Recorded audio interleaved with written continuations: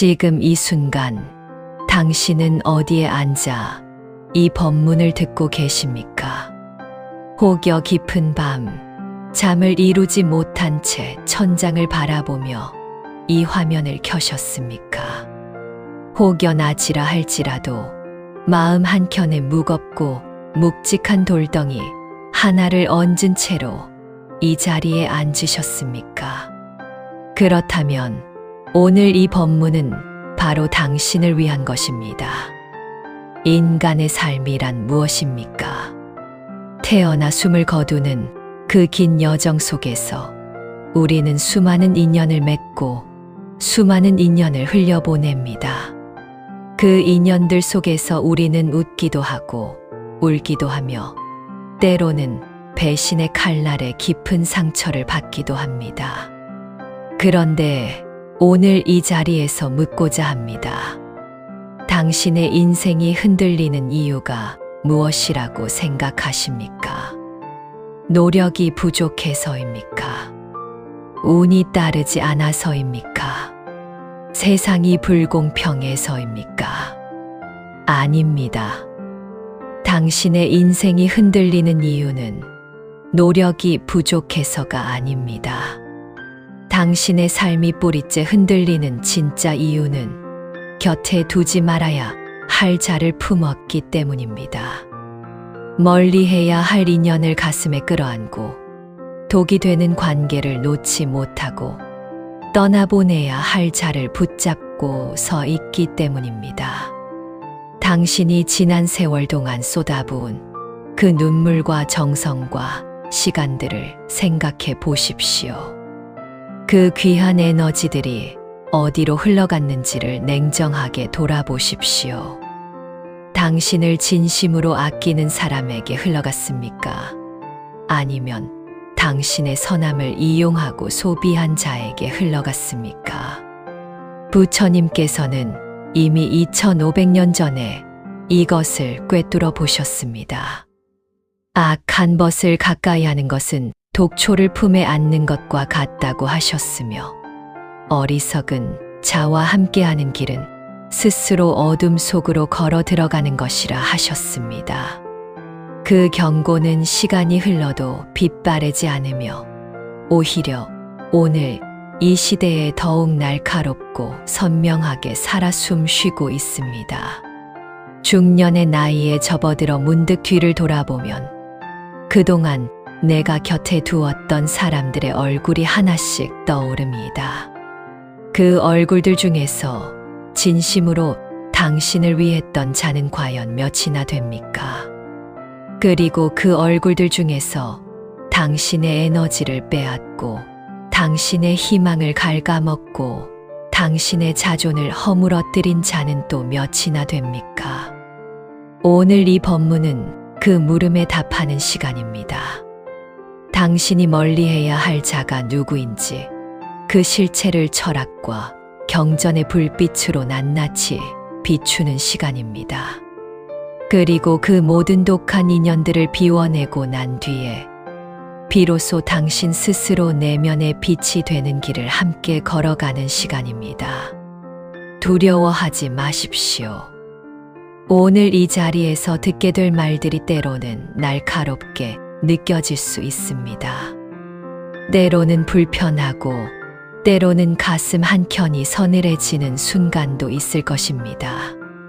그러나 그 서늘함이야말로 당신 안에서 진실이 깨어나고 있다는 증거입니다. 법문이란 원래 그런 것입니다. 달콤하게 귀를 어루만지는 말이 아니라 깊은 곳에 박힌 가시를 뽑아내는 외과의사의 손과 같은 것입니다. 잠시 따갑더라도 그 고통을 통해야만 비로소 아물고 치유됩니다. 오늘의 이 법문이 당신의 흔들리는 삶을 붙잡아 주는 한 자루의 등불이 된다면 구독과 좋아요로 이 지혜의 도량을 함께 가꾸어 가십시오. 당신 한 분이 이 법문에 머무를 때 같은 고통을 안고 밤을 지새우는 또 다른 영혼에게 이 등불이 닿을 수 있습니다. 그것이 곧 공덕이며 그것이 곧 보살의 마음입니다. 자, 이제 시작하겠습니다. 눈을 감지 않아도 좋습니다. 그러나 마음만은 고요히 열어두십시오. 지금부터 당신의 인생을 무너뜨려 온 그 존재들의 실체가 하나씩 모습을 드러낼 것입니다. 부처님께서는 수타니파타에서 이렇게 말씀하셨습니다. 어리석은 자와 함께 길을 걸으면 그 길의 끝은 반드시 낭떠러지라고. 2500년이 흐른 지금 그 말씀의 무게는 조금도 가벼워지지 않았습니다. 오히려 인간관계가 더욱 복잡해지고 가면이 더욱 정교해지고 위선이 더욱 세련되어진 이 시대에 그 경고는 더욱 날카롭게 우리의 가슴을 겨누고 있습니다. 오늘 이 장에서는 당신의 인생을 서서히 그러나 반드시 무너뜨리는 세 부류의 인간을 철학적으로 그리고 심리학적으로 낱낱이 해부하겠습니다. 이 세 부류는 먼 곳에 있지 않습니다. 지금 이 순간 당신의 가장 가까운 자리에 앉아 있을 수 있습니다. 직장의 동료일 수 있고 오랜 친구일 수 있으며 때로는 가족의 얼굴을 하고 있을 수도 있습니다. 그러므로 이 법문을 들으시는 동안 당신의 주변을 천천히 돌아보십시오.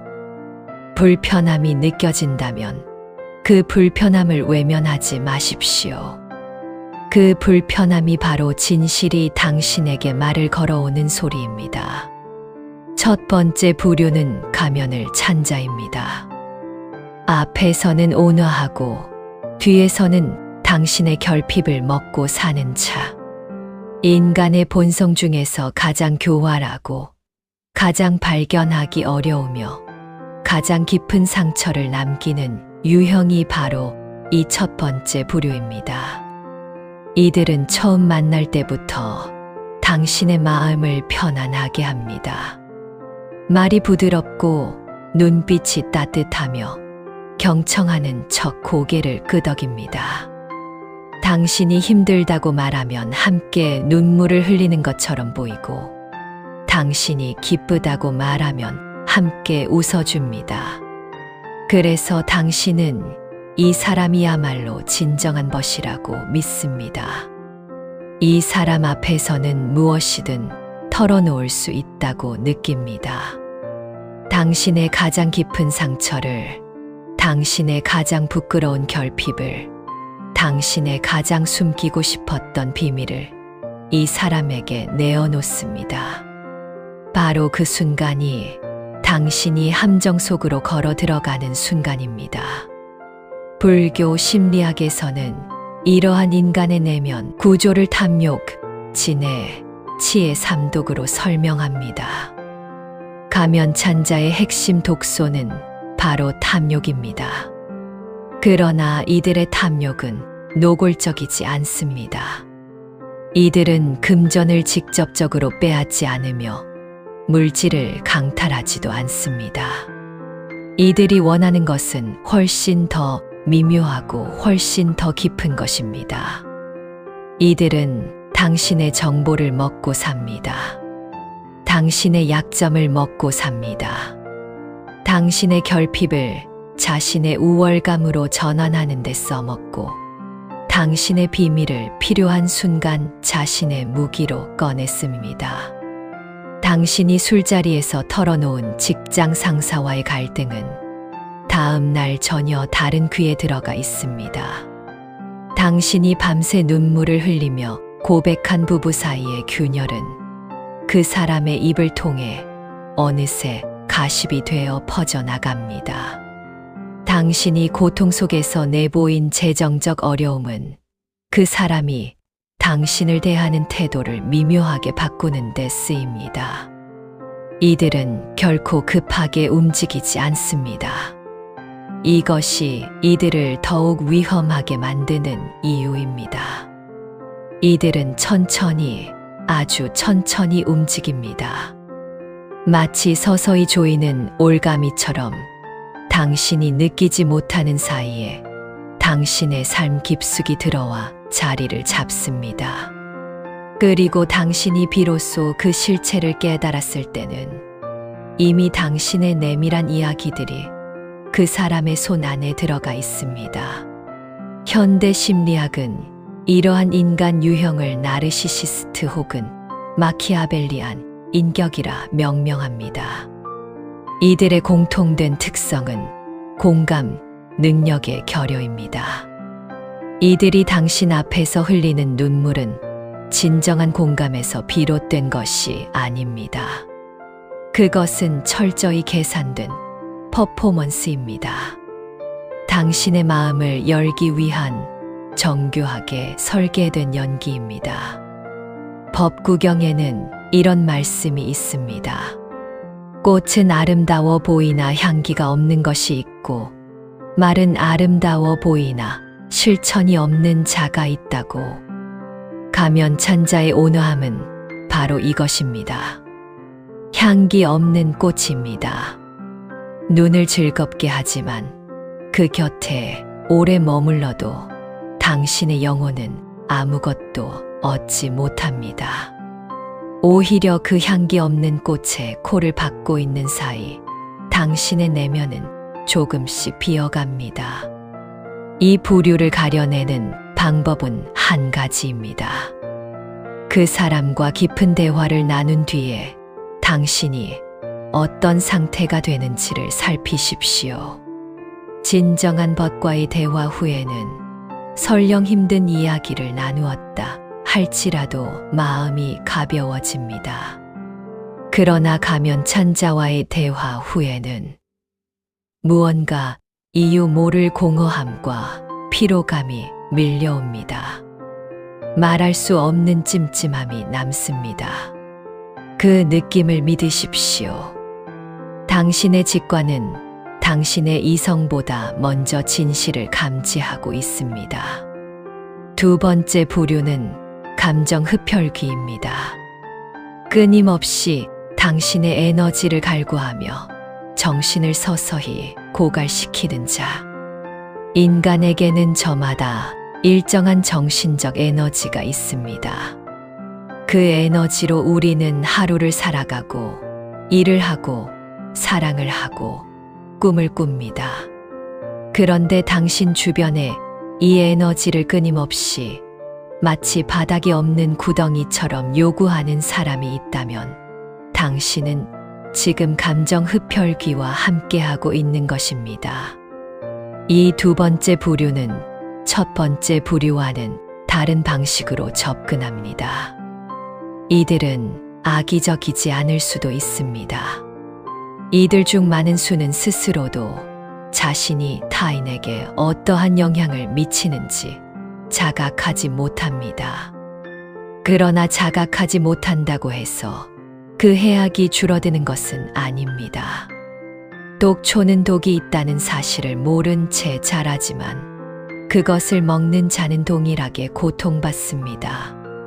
감정 흡혈귀의 특징은 끝이 없다는 것입니다. 이들의 고통은 해결되지 않습니다. 이들의 위기는 끝나지 않습니다. 당신이 아무리 시간을 내어 들어주고 아무리 정성껏 조언을 건네고 아무리 따뜻한 말로 위로하더라도 다음 날이면 이들은 또 다른 고통을 가지고 당신을 찾아옵니다. 그리고 그 다음 날에도 그 다음 날에도 당신은 이들에게 인색하게 굴고 싶지 않습니다. 당신은 따뜻한 사람이기 때문에 도움을 요청하는 사람을 외면하는 것이 괴롭습니다. 그러나 생각해 보십시오. 당신이 이들에게 쏟은 그 수천 시간 동안 이들의 삶은 조금이라도 나아졌습니까? 이들은 당신의 도움으로 성장했습니까? 아니면 당신의 도움을 발판으로 더 많은 도움을 요구하는 법을 배웠습니까? 불교에서는 이 현상을 집착의 그늘이라 설명합니다. 감정 흡혈귀는 타인에게 집착하는 방식으로 자신의 내면적 공허함을 채우려 합니다.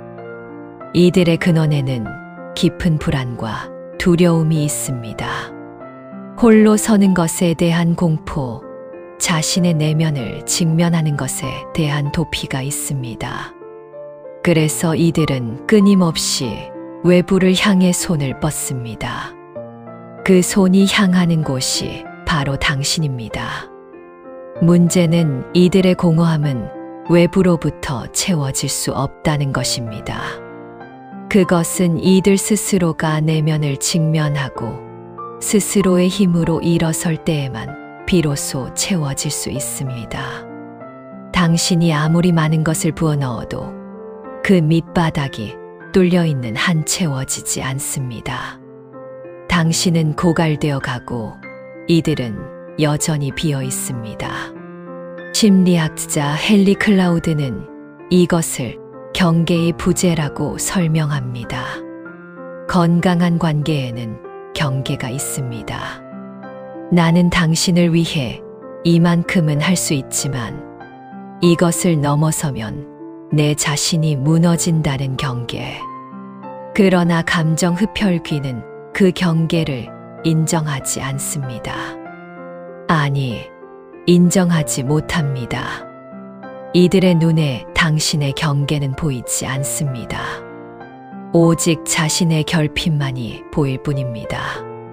당신이 이들 곁에 오래 머무를수록 당신에게는 어떤 일이 일어납니까?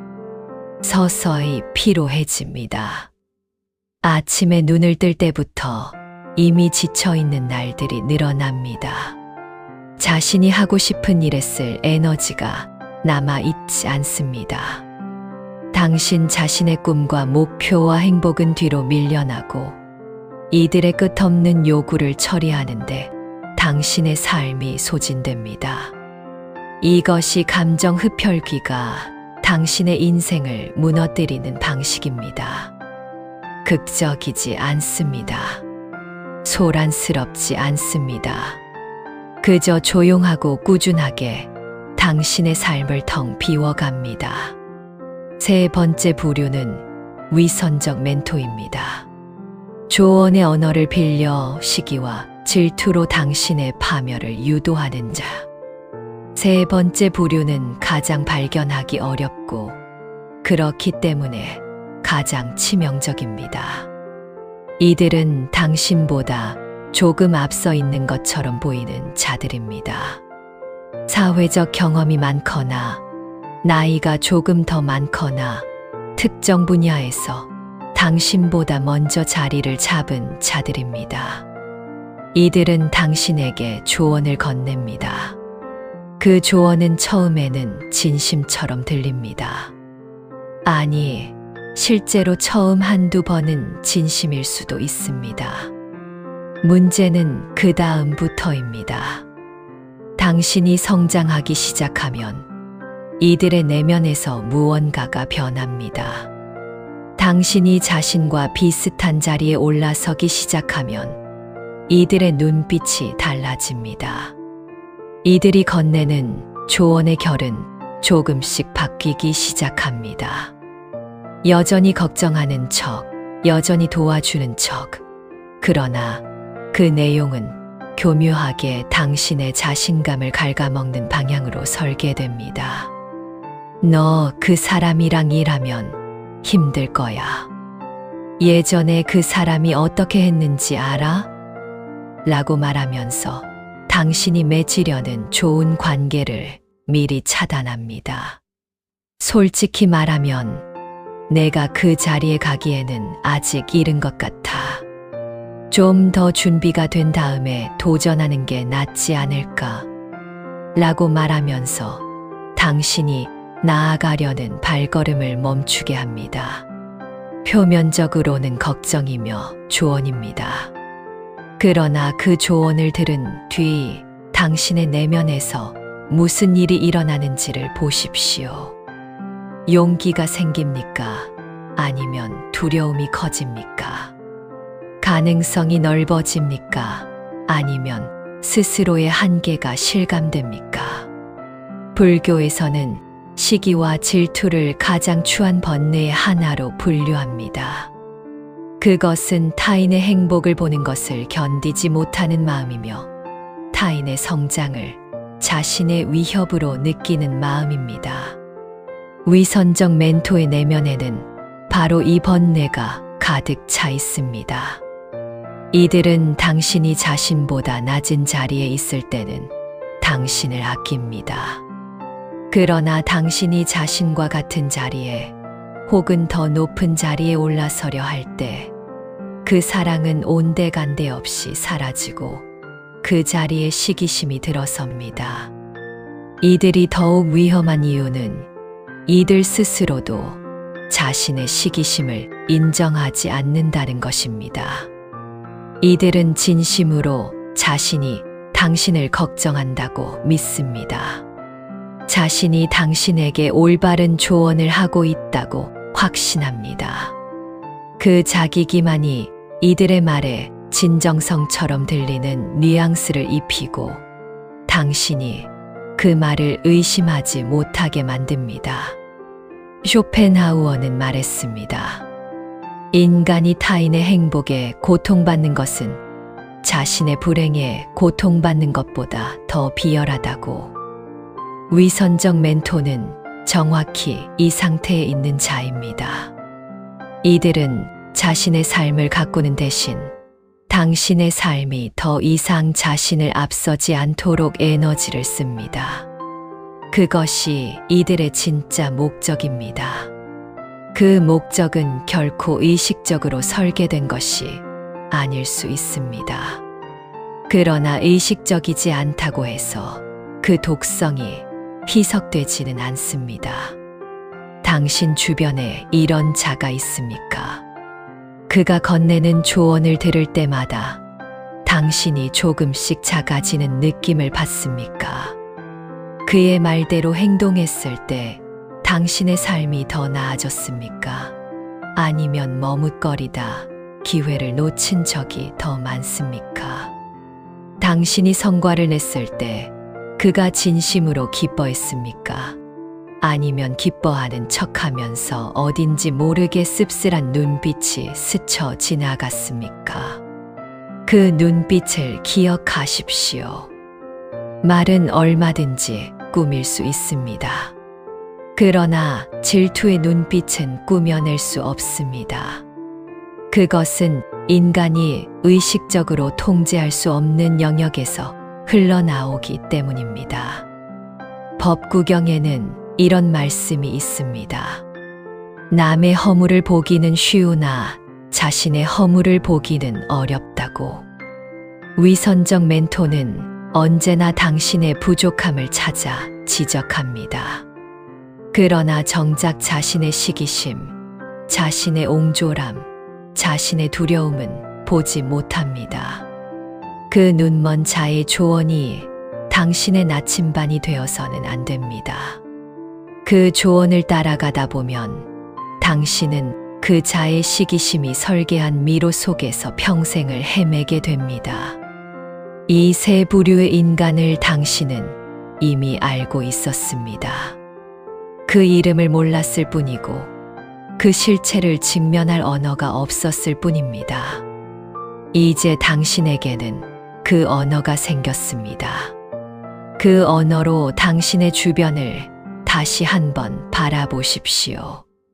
그리고 기억하십시오. 그들을 미워할 필요는 없습니다. 그들을 저주할 필요도 없습니다. 다만 그들을 당신의 삶 안에 더 이상 두지 않으면 됩니다. 그것으로 충분합니다. 이제 우리는 법의 깊은 물속으로 들어가야 합니다. 제1장에서 우리는 당신의 인생을 무너뜨리는 세 부류의 인간을 해부했습니다. 가면찬 자, 감정 흡혈귀, 위선적 멘토. 그들의 실체를 보았고 그들이 어떤 방식으로 당신의 삶을 갉아먹는지를 직시했습니다. 그런데 이제 당신은 이렇게 물을 것입니다. 그래서 어떻게 하란 말입니까? 알고 나면 무엇이 달라집니까? 이미 깊이 엉켜버린 이 인연들을 어떻게 끊어낼 수 있습니까? 그 답은 이미 2500년 전에 주어졌습니다. 부처님께서는 이 모든 물음에 이미 답하셨습니다. 우리가 다만 그 말씀을 귀 기울여 듣지 않았을 뿐입니다. 오늘 이 시간 우리는 그 말씀 앞에 조용히 앉아 그 법의 무게를 온몸으로 받아들이겠습니다. 오늘 이 법문이 당신의 가슴 어딘가를 건드렸다면 그것은 우연이 아닙니다. 당신이 지금 이 자리에서 이 말씀을 듣고 있다는 것 자체가 당신의 내면이 이미 변화를 준비하고 있다는 신호입니다. 그 신호를 흘려보내지 마십시오. 이 채널에는 오늘과 같은 법문이 계속 이어집니다. 구독은 단순히 버튼 하나를 누르는 행위가 아닙니다. 그것은 앞으로도 이 지혜의 도량을 당신의 일상 가까이에 두겠다는 작은 다짐입니다. 다음 법문이 올라올 때 당신의 화면에 가장 먼저 닿을 수 있도록 지금 구독 버튼과 알림 설정을 눌러두십시오. 당신이 힘든 날 밤, 잠 못 이루는 새벽, 또다시 누군가로 인해 마음이 무너지는 순간, 이 채널이 당신 곁에 있을 것입니다. 부처님께서 수타니파타에서 이렇게 말씀하셨습니다. 소리에 놀라지 않는 사자처럼, 그물에 걸리지 않는 바람처럼, 진흙에 더러워지지 않는 연꽃처럼, 무소의 뿔처럼 혼자서 가라. 탐욕과 성냄과 어리석음을 버리고 매여있는 매듭을 끊고 목숨이 끊어져도 두려워하지 말고 무소의 뿔처럼 혼자서 가라. 이 말씀을 처음 들었을 때 당신은 무엇을 느끼셨습니까? 혹여 이 말씀이 냉정하게 느껴지셨습니까? 혹여 너무 가혹하다고 느끼셨습니까? 평생을 관계 속에서 살아온 사람에게 혼자서 가라는 말씀은 마치 버려진다는 두려움처럼 들릴 수 있습니다. 그러나 그 두려움이야말로 지금 이 말씀을 당신이 반드시 들어야 하는 이유입니다. 부처님께서 말씀하신 혼자서 가라는 것은 세상을 등지고 인적 없는 곳으로 떠나라는 뜻이 아닙니다. 이 말씀의 진정한 의미는 훨씬 더 깊은 곳에 있습니다. 그것은 타인의 시선에 매이지 말고, 타인의 말에 흔들리지 말고, 타인의 감정에 끌려다니지 말라는 뜻입니다. 당신 자신의 불성 위에 굳건히 서서 그 어떤 외부의 소음에도 휘둘리지 않는 내면의 완결성을 갖추라는 말씀입니다. 소리에 놀라지 않는 사자를 생각해 보십시오. 사자는 왜 소리에 놀라지 않습니까? 두려움이 없어서입니까? 아닙니다. 사자는 자신이 사자임을 알기 때문입니다. 자신의 본질을 알고 있기 때문에 외부의 소음이 자신을 규정하도록 내버려 두지 않는 것입니다. 이것이 부처님께서 말씀하신 사자의 길입니다. 지금 당신의 삶을 돌아보십시오. 당신은 사자입니까? 아니면 소리 하나에도 뒤를 돌아보는 작은 짐승입니까? 주변의 누군가가 당신에 대해 험담한다는 말을 들으면 며칠씩 잠을 이루지 못하고 가면 찬 자가 보내는 차가운 눈빛 하나에 하루 종일 마음이 무너지고 감정 흡혈귀의 전화 한 통에 당신이 하던 모든 일을 멈추고 달려가지는 않으십니까? 그것은 사자의 삶이 아닙니다. 그것은 타인이 던지는 소리 하나하나에 놀라며 삶의 방향을 잃어버리는 삶입니다. 그물에 걸리지 않는 바람을 생각해 보십시오. 바람은 왜 그물에 걸리지 않습니까? 바람은 형태가 없기 때문입니다. 잡힐 수 없기 때문입니다. 이것이 부처님께서 말씀하신 바람의 지혜입니다. 악연의 그물은 당신을 잡으려 합니다. 가면 찬자의 달콤한 말이 그물이며, 감정 흡혈귀의 눈물이 그물이며, 위선적 멘토의 걱정스러운 조언이 그물입니다. 그 그물들은 모두 하나의 공통된 목적을 가지고 있습니다. 당신을 한 자리에 묶어두는 것, 당신이 더 높이 나아가지 못하도록 발목을 잡는 것.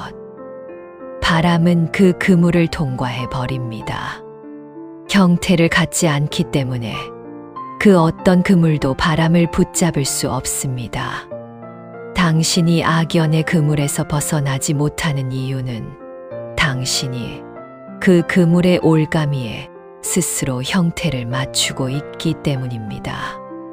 그들의 기대에 부응하려 하고, 그들의 실망에 책임지려 하고, 그들의 분노를 달래려 합니다. 그 순간순간마다 당신은 스스로를 그물의 모양으로 깎아내고 있는 것입니다. 바람처럼 사는 법은 그들의 기대가 당신을 규정하도록 내버려 두지 않는 것입니다. 당신은 당신 자신입니다. 그들이 원하는 모양의 인간이 아닙니다. 지리늘게 더러워지지 않는 연꽃을 생각해 보십시오. 연꽃은 진흙 속에서 자랍니다. 진흙을 피해 자라지 않습니다. 그러나 연꽃의 꽃잎은 진흙에 물들지 않습니다. 이것이 연꽃의 본질입니다. 부처님께서 연꽃을 불성의 상징으로 삼으신 것은 바로 이 때문입니다. 우리는 혼탁한 세상을 피할 수 없습니다. 악한 인연들을 완전히 차단한 채 살아갈 수 없습니다. 그러나 그 혼탁함에 물들지 않을 수는 있습니다. 그들과 같은 공간에 있되 그들의 독성이 당신의 내면까지 스며들지 않도록 할 수 있습니다. 그것이 연꽃의 수행입니다. 그렇다면 어떻게 해야 진흙에 물들지 않을 수 있습니까? 그것은 당신 내면의 도량을 청결하게 유지하는 것입니다. 내면의 도량이란 거창한 것이 아닙니다. 매일 아침 당신의 마음이 어디를 향하고 있는지를 점검하는 것입니다. 그 마음이 타인의 평가에 쏠려 있다면 조용히 거두어 들이십시오. 그 마음이 악연에 대한 분노로 가득 차 있다면 그 분노가 결국 당신 자신을 태운다는 것을 기억하십시오. 연꽃은 진흙을 미워하지 않습니다. 그저 진흙에 물들지 않을 뿐입니다. 그리고 부처님께서는 말씀하셨습니다. 매여 있는 매듭을 끊으라고. 이 구절 앞에서 잠시 멈추어야 합니다. 매여 있는 매듭이란 무엇입니까? 그것은 당신을 고통 속에 묶어두는 모든 인과의 사슬입니다. 불교에서는 이것을 업포라고 합니다. 우리가 과거에 맺은 인연들, 우리가 주고받은 감정들, 우리가 서로에게 행한 행위들이 쌓이고 쌓여 하나의 매듭이 됩니다. 그 매듭이 당신을 그 자리에 묶어 놓습니다. 떠나고 싶어도 떠나지 못하게 합니다. 끊고 싶어도 끊지 못하게 합니다. 왜 당신은 분명히 해로운 줄 알면서도 그 관계를 끊지 못합니까? 왜 저 사람이 나를 갉아먹고 있다는 것을 알면서도 계속 전화를 받습니까? 왜 저 사람의 조언이 나를 작아지게 만든다는 것을 알면서도 계속 그 앞에 앉아 있습니까? 그것은 의지가 약해서가 아닙니다. 그것은 업포의 매듭 때문입니다. 오랜 세월 쌓인 감정의 무게, 미안함, 고마움, 오해받을까봐 두려운 마음, 혼자가 될까봐 두려운 마음, 이 모든 것들이 엉켜서 당신의 발목을 잡고 있는 것입니다. 부처님께서는 그 매듭을 끊으라고 하셨습니다. 천천히 풀라고 하지 않으셨습니다. 끊으라고 하셨습니다. 그 말씀의 준엄함을 느끼십시오. 때로는 풀어야 할 매듭이 아니라 끊어야 할 매듭이 있습니다. 당신의 불성을 가로막고 있는 관계는 아름답게 마무리할 필요가 없습니다. 다만 끊어야 합니다. 부처님께서 법구경에서 이렇게 말씀하셨습니다. 어리석은 자가 평생 동안 현명한 사람을 가까이 섬길지라도 숟가락이 국맛을 알지 못하듯 그는 참된 법을 알지 못한다. 어리석은 자와 길을 동행하는 것은 원수와 함께 걷는 것보다 괴로우니 만약 자기보다 뛰어나거나 대등한 것을 만나지 못하거든 차라리 무소의 뿔처럼 혼자서 가라. 이 말씀 앞에서 당신의 지난 세월을 떠올려 보십시오. 당신은 그 사람에게 얼마나 많은 것을 베풀었습니까? 얼마나 많은 밤을 그 사람의 고통을 들어주는데 바쳤습니까? 얼마나 많은 눈물을 함께 흘렸습니까? 얼마나 많은 기회를 양보했습니까? 얼마나 많은 말을 아끼고 참았습니까? 그 모든 것들을 다 합산해 보십시오. 그리고 그 합산의 끝에서 스스로에게 물어보십시오. 그 사람은 변했습니까? 그 사람과의 관계는 나아졌습니까? 당신은 그 사람으로 인해 성장했습니까? 아니면 소모되었습니까? 만약 그 답이 소모되었다 쪽으로 기울어진다면 부처님의 말씀이 그 이유를 이미 설명해 주고 있습니다. 숟가락이 국맛을 알지 못한다는 것. 이것이 바로 인과보의 법칙입니다. 인과보란 무엇입니까? 뿌린 씨앗이 그 씨앗의 본질에 따라 열매를 맺는다는 진리입니다. 사과 씨앗을 심으면 사과나무가 자라고 독초의 씨앗을 심으면 독초가 자랍니다. 씨앗에게 아무리 정성스럽게 물을 주고 햇빛을 쬐어 주어도 씨앗의 본질은 바뀌지 않습니다. 독초의 씨앗에 아무리 깨끗한 물을 주어도 그 열매는 독을 품고 있습니다.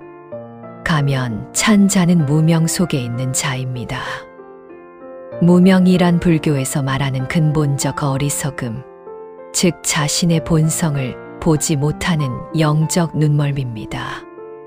무명 속에 있는 자는 아무리 좋은 환경을 제공받아도, 아무리 진심 어린 사랑을 받아도 그것을 제대로 받아들일 그릇이 되어 있지 않습니다. 당신이 10번 진심을 보여도 그들의 무명은 그 진심을 자신의 이익을 위한 도구로 밖에 잃지 못합니다. 숟가락이 국맛을 모르는 것처럼 그들의 무명은 당신의 영혼을 잃지 못합니다. 감정 흡혈귀도 마찬가지입니다. 당신이 아무리 많은 에너지를 부어넣어도 그들의 내면에는 그것을 삶의 동력으로 전환하는 지혜가 없습니다. 그들의 어포는 끊임없이 외부에서 채움을 구하도록 쌓여 있습니다. 당신의 위로는 그들의 다음 위기를 잠시 미룰 뿐 근본적인 변화를 일으키지 못합니다. 이것은 당신의 부족함이 아닙니다. 이것은 인과보의 작동 방식입니다. 그릇이 준비되지 않은 곳에 아무리 귀한 법문을 부어도 그 법문은 땅바닥으로 흘러내릴 뿐입니다. 그런데 여기서 우리가 반드시 직면해야 할 더 깊은 질문이 있습니다. 왜 당신은 그들에게 계속해서 베풀었습니까? 왜 그릇이 준비되지 않은 것을 알면서도 계속 부어 넣었습니까? 이것 또한 인과보의 문제입니다. 당신 안에 있는 집착, 인정받고 싶은 마음, 버림받지 않으려는 두려움, 좋은 사람으로 여겨지고 싶은 욕구, 이 모든 것들이 당신을 그 자리에 묶어두었던 것입니다. 당신 또한 그 관계 안에서 무언가를 얻으려 했던 것입니다. 그리고 그 얻으려 함이 당신을 탐욕과 집착의 인과 속에 가두었습니다. 이것은 당신을 비난하는 말이 아닙니다. 이것은 당신에게 지금까지 아무도 말해주지 않았던 진실을 전하는 것입니다. 당신의 베풀미 완전히 순수하지 않았다는 것이 아닙니다. 당신은 분명 진심이었습니다. 그러나 그 진심 속에도 인간이라면 피할 수 없는 집착과 기대가 섞여 있었습니다. 그 집착이 당신을 붙잡았고 그 기대가 당신을 반복적으로 상처받는 자리로 되돌아가게 만들었습니다. 부처님께서는 말씀하셨습니다. 어리석은 자와 길을 동행하는 것은 원수와 함께 걷는 것보다 괴롭다고. 이 말씀은 단순한 경고가 아닙니다. 이것은 인과보의 법칙을 설명하는 것입니다. 원수와 함께 걸으면 당신은 경계를 세웁니다. 조심합니다. 상처받지 않으려 합니다. 그러나 어리석은 자와 함께 걸으면 당신은 경계를 내립니다. 그를 믿기 때문에, 그를 아끼기 때문에, 마음을 열기 때문에 오히려 더 깊이 상처받습니다. 원수의 칼은 보이지만 어리석은 자가 무명으로 휘두르는 칼은 보이지 않습니다. 그렇기에 더 깊이 베입니다. 이것이 바로 법구경이 우리에게 전하는 인과보의 경고입니다. 좋은 인연을 만나지 못했거든 무소의 뿔처럼 혼자서 가라. 이 말씀은 인간관계를 포기하라는 것이 아닙니다. 좋은 인연이 아닌 관계를 억지로 붙들고 앉아 당신의 인생을 소모하지 말라는 것입니다. 차라리 그 시간과 에너지를 당신 자신의 내면을 갈고 닦는 데 쓰라는 것입니다. 그것이 훨씬 더 지혜로운 인과를 심는 길이기 때문입니다. 이 지점에서 쇼펜하우어의 말을 잠시 빌려오겠습니다. 그는 이렇게 말했습니다. 인간은 홀로 있을 때만 진정한 자기 자신이 될 수 있다. 군중 속에서, 관계 속에서 우리는 끊임없이 타인의 기대에 맞추어 자신을 변형한다. 오직 홀로 있을 때만 우리는 비로소 자신의 본래 모습으로 돌아온다. 이 서양 철학자의 말이 부처님의 무소의 뿔처럼 혼자서 가라는 말씀과 얼마나 정확하게 겹쳐지는지를 보십시오. 동서양이 다르고 시대가 2500년이나 다르지만 진리는 하나입니다. 타인에게 기대지 않는 내면의 완결성, 그것이 인간이 도달할 수 있는 가장 고귀한 경지라는 것. 악연을 끊어내는 일상의 수행 경건한 비움에 의뢰 이제 우리는 경전의 말씀을 일상의 수행으로 가져와야 합니다. 알므로 끝나는 법문은 절반의 법문입니다. 알미 삶으로 내려와야 비로소 온전한 법문이 됩니다. 악연을 끊어내고 마음을 비우는 일은 단 한 번의 큰 결심으로 이루어지지 않습니다. 그것은 매일 아주 조금씩 경건한 의례처럼 행해지는 일상의 수행 속에서 이루어집니다. 지금부터 말씀드리는 세 가지 수행은 단순한 정리정돈이 아닙니다. 이것은 당신의 내면에 쌓인 업장을 씻어내는 거룩한 의식입니다. 첫 번째 수행은 공간을 비우는 것입니다. 당신이 살고 있는 방을 한번 바라보십시오. 그 공간 안에 무엇이 있습니까? 오래된 물건들, 더 이상 의미 없는 것들, 한때 소중했지만 지금은 당신의 마음을 무겁게 만드는 것들이 쌓여 있지는 않습니까? 불교에서는 외부 환경이 내면의 상태를 반영한다고 합니다. 혼탁하고 가득 찬 공간은 혼탁하고 가득 찬 마음의 반영입니다. 비워지지 않은 공간은 비워지지 않은 마음의 반영입니다. 공간을 청소하는 것은 단순히 먼지를 닦아내는 행위가 아닙니다. 그것은 내 삶 속에 무명으로 쌓인 탁한 기운을 걷어내는 의례입니다. 천천히 하나하나 물건을 집어들면서 스스로에게 물어보십시오. 이것이 지금의 나에게 필요한가? 이것이 내 불성을 밝히는데 도움이 되는가? 그 물음에 아니오라는 답이 나오는 것들은 내려놓으십시오. 아끼던 것을 내려놓을 때 느껴지는 그 쓸쓸함이 바로 집착이 풀리는 느낌입니다. 그 느낌을 피하지 마십시오. 그 느낌을 온몸으로 받아들이십시오. 그것이 업장이 씻겨나가는 감각입니다. 두 번째 수행은 인연의 흔적을 정리하는 것입니다. 당신의 연락처를 열어보십시오.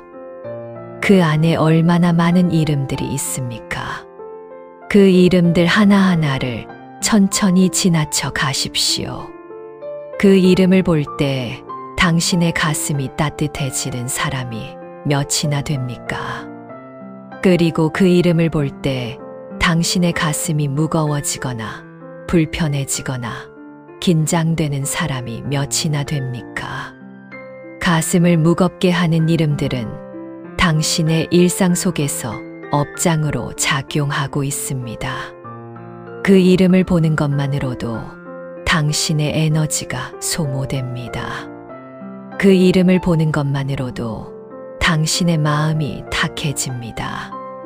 이것이 작은 일처럼 보일 수 있지만 이것이 쌓이고 쌓이면 당신의 일상 전체가 그 업장 속에서 살아가는 것이 됩니다. 인연의 흔적을 정리하는 것은 그 사람을 저주하거나 증오하는 것이 아닙니다. 그것은 그 인연을 당신의 삶에서 놓아주는 것입니다. 불교에서는 이것을 방아착이라 합니다. 그 인연이 당신의 인생에서 가르쳐 준 것들에는 감사하되 더 이상 그 인연이 당신의 현재를 지배하도록 두지 않는 것. 그것이 방아착의 수행입니다. 연락처를 정리할 때 조용히 마음속으로 말하십시오. 당신으로 인해 내가 배운 것들이 있습니다.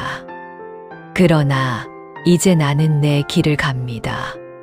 세 번째 수행은 홀로 차를 마시며 침묵 속에 앉는 것입니다. 이것이 가장 단순해 보이지만 사실 가장 어려운 수행입니다. 많은 사람들이 침묵을 두려워합니다. 혼자 있는 것을 두려워합니다. 아무것도 하지 않고 그저 앉아 있는 것을 불안해합니다. 그 두려움의 정체를 아십니까? 그것은 자신의 내면과 직면하는 것에 대한 두려움입니다. 소음이 없으면, 관계가 없으면, 자극이 없으면 비로소 자신의 내면에서 올라오는 것들과 마주해야 합니다. 그리고 그것이 두렵습니다. 부처님께서는 말씀하셨습니다. 자기 자신이 자기의 주인이다.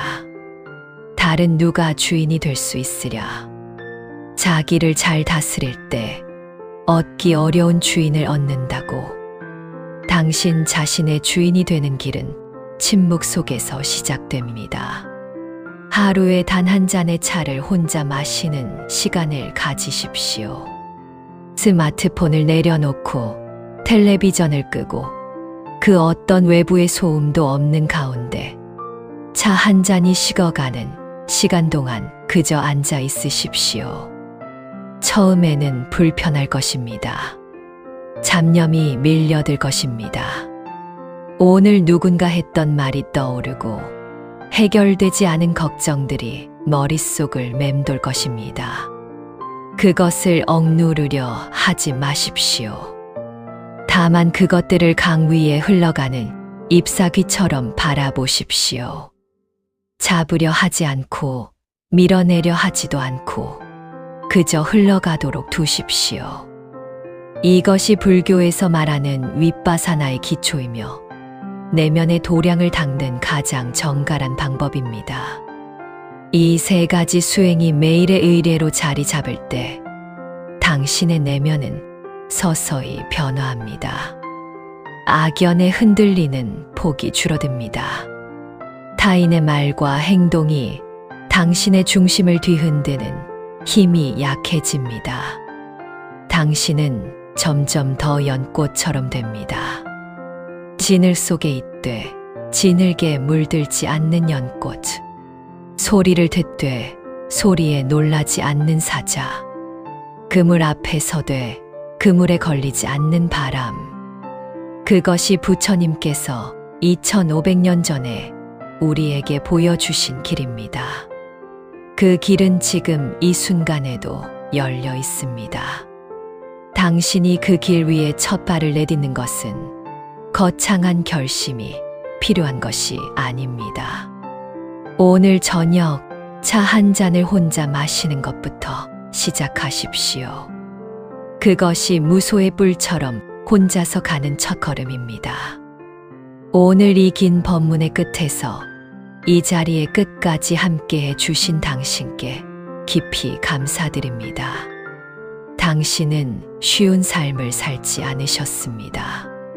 수많은 인연 속에서 상처받고 배신당하고 소진되면서도 끝까지 자리를 지켜오셨습니다. 그 세월의 무게를 이 법문을 듣는 이 자리에서만큼은 조금 내려놓으시길 바랍니다. 당신이 지금까지 붙잡고 있었던 그 무거운 인연들, 그 얽히고 설킨 매듭들, 그 끝나지 않는 상처들을 이제는 놓아도 됩니다. 당신이 나쁜 것이 아닙니다. 당신이 약한 것이 아닙니다. 다만 놓아야 할 것을 아직 놓지 못했을 뿐입니다. 그리고 오늘 당신은 그것을 놓을 준비가 되었습니다. 부처님의 말씀을 기억하십시오. 무소의 뿔처럼 혼자서 가라. 그 길이 처량한 길이 아닙니다. 그 길이 가장 고귀한 길입니다. 사자처럼 당당하게, 바람처럼 자유롭게, 연꽃처럼 청정하게 당신의 남은 여생을 오직 당신 자신의 등불을 밝히며 걸어가시길 바랍니다. 당신의 남은 날들의 평온이 깃들기를 바랍니다. 흔들렸던 만큼 이제는 고요해지시기를 바랍니다. 소진되었던 만큼 이제는 채워지시기를 바랍니다. 그리고 상처받았던 만큼 이제는 당신 자신을 온전히 아끼시기를 바랍니다. 나무 아미타불. 오늘부터 내 인생을 무너뜨리는 것들을 과감히 비우겠습니다. 이 다짐이 당신의 가슴에 새겨졌다면 댓글로 비우겠습니다. 혹은 나도 그랬습니다. 라고 적어 주십시오. 그 한 줄의 다짐이 악연의 사슬을 끊어내는 수행의 시작입니다. 같은 길을 걷는 이들이 그 댓글을 보며 함께 일어설 것입니다. 혼자이지만 혼자가 아닙니다. 무소의 뿔처럼 그러나 같은 방향으로